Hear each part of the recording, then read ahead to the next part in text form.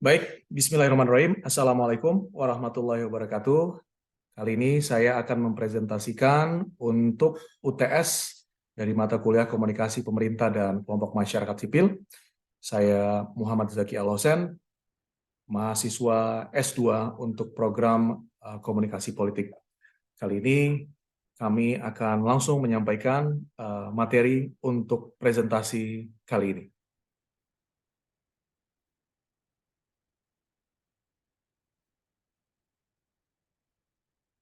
Baik, kami memilih tema untuk yang disampaikan dalam UTS kali ini adalah langkah Kementerian Keuangan dalam meredam kemarahan masyarakat Indonesia atas kasus kekerasan yang dilakukan anak dari pegawai pajak hingga gaya hidup mewah dan harta tak wajar yang dimiliki dari pegawai pajak tersebut. Dalam menganalisa komunikasi serta usaha perbaikan yang dilakukan Kementerian Keuangan, kami gunakan dua teori, yaitu yang pertama High Reliability Organization dan yang kedua Public Sector Communication and Mediatization. Untuk melihat dari dua teori ini, yang pertama dari HRO atau High Reliability Organization, ini adalah bagaimana prinsip-prinsip organisasi dengan keandalan tinggi High Reliability Organization dapat dimasukkan ke dalam sektor publik untuk mendorong budaya komunikasi demi kepentingan masyarakat. Sedangkan teori yang kedua adalah Public Sector Communication and Mediatization, di mana upaya untuk menangkap signifikansi dari sebuah media dalam berbagai bentuk, dalam konteks sosial yang berbeda, dan cara perkembangan media mengintervensi interaksi sosial dan konsekuensi yang mungkin ditimbulkan oleh intervensi ini. Dari teori yang pertama, kami melihat ada 5 prinsip HRO yang harus dimaknai secara utuh oleh sebuah organisasi atau perusahaan dalam menangani berbagai isu ataupun juga permasalahan yang sifatnya untuk menunjukkan atau mengembalikan dari kualitas dari perusahaan atau organisasi tersebut. Yang pertama, preoccupation with failure.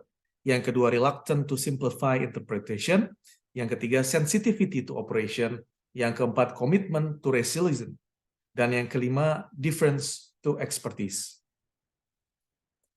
Dalam kasus yang terjadi di Kementerian Keuangan, kita menganalisanya lewat 5 prinsip tadi, di mana ada preoccupation with failure, reluctant to simplify, kemudian sensitivity to operation, keempat commitment to resilience, dan yang kelima defense to expertise. Bisa dapat kami simpulkan bahwa dari kelima hal tersebut, dari 5 prinsip tersebut, bila kita lihat dari apa yang dilakukan Kementerian Keuangan beserta staf dan jajarannya, yang pertama, Kementerian Keuangan tidak mendalami insiden atau pokok masalah, justru mengalihkan permasalahan ke hal-hal yang sifatnya personal. Yang kedua, permasalahan yang terjadi tidak berhasil digunakan Kementerian Keuangan sebagai sarana evaluasi, karena kita berkaca pada poin nomor 1 tadi.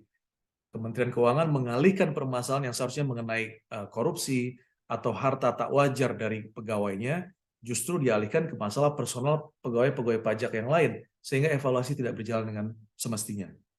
Yang ketiga, Kementerian Keuangan tidak melakukan komunikasi ke masyarakat, apakah persoalan dihadapi sudah terselesaikan atau belum. Sehingga masyarakat hanya terus dibawa pada sebuah agenda setting atau pemberitaan, di mana Menteri Keuangan Sri Mulyani menyampaikan kepada jajarannya untuk tidak hidup mewah atau melakukan flexing di sosial media.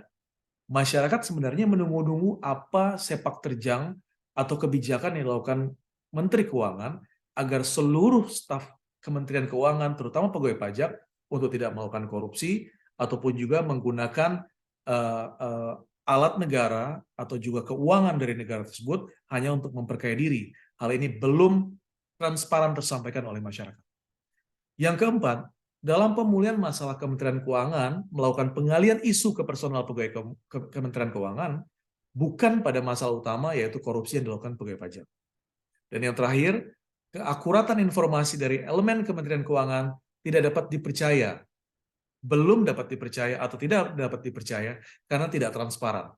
Masyarakat tidak melihat sampai di mana Kementerian Keuangan melakukan evaluasi kepada seluruh staf ataupun jajarannya, bahkan dari pimpinan tertinggi di Dirjen Pajak dan lainnya, yang tidak transparan disampaikan ke masyarakat, sehingga masyarakat Indonesia tidak tahu apakah dari Kementerian Keuangan sudah benar-benar melakukan evaluasi, sudah benar-benar melakukan tindakan-tindakan kepada pegawai-pegawai, oknum pegawai Kementerian Keuangan atau oknum pegawai pajak yang nakal yang harus ditindak.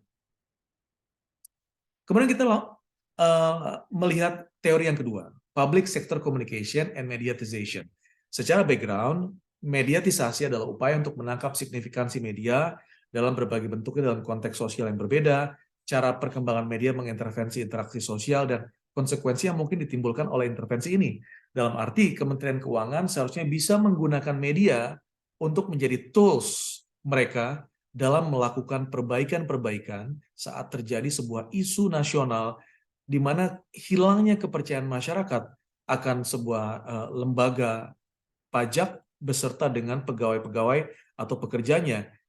Bila Kementerian Keuangan atau juga pegawai pajak bersama seluruh jajarannya menggunakan media yang ada, baik media sosial, media cetak maupun media elektronik, untuk terus menyampaikan, mensosialisasikan bagaimana peran mereka melakukan bersih-bersih quote-unquote terhadap departemen atau kementerian mereka, maka ini adalah digunakan dengan sebaik-baiknya dari peran komunikasi dan media tersebut. Tapi itu tidak tergambarkan.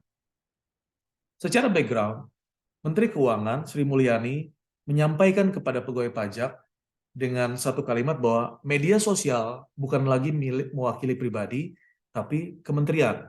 Yang ingin disampaikan Ibu Menteri adalah kepada seluruh pegawai pajak bahwa saat mereka menggunakan media sosial, mereka tidak lagi hanya untuk menyampaikan mereka secara personal, tapi itu adalah representasi dari kementerian.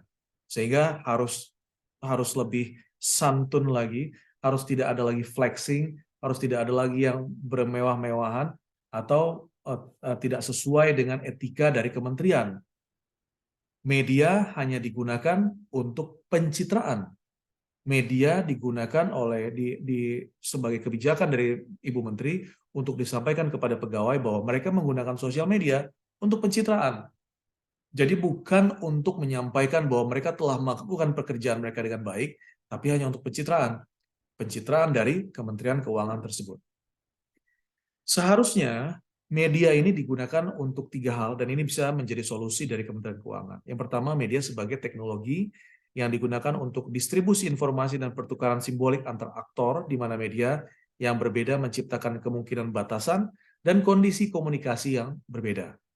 Kemudian yang kedua, media sebagai forum yang digunakan oleh Kementerian Keuangan untuk mengambil bagian dalam interaksi sosial, disampaikan kepada seluruh masyarakat dengan tujuan untuk berdiskusi, berdebat, atau membentuk opini publik yang lebih positif, dan untuk organisasi, sehingga membuat berbagi dan melihat berbagai bentuk konten, dan dengan demikian menciptakan, memelihara, dan mengembangkan jaringan sosial mereka sendiri. Terbentuk sebuah jaringan sosial di masyarakat yang kembali juga secara langsung tidak langsung menimbulkan kepercayaan masyarakat yang sebelumnya mungkin sudah hilang, namun bisa kembali pelan-pelan terbentuk kembali kepercayaan kepada Kementerian Keuangan atau dinas atau pegawai pajak atau juga dari Departemen Pajak.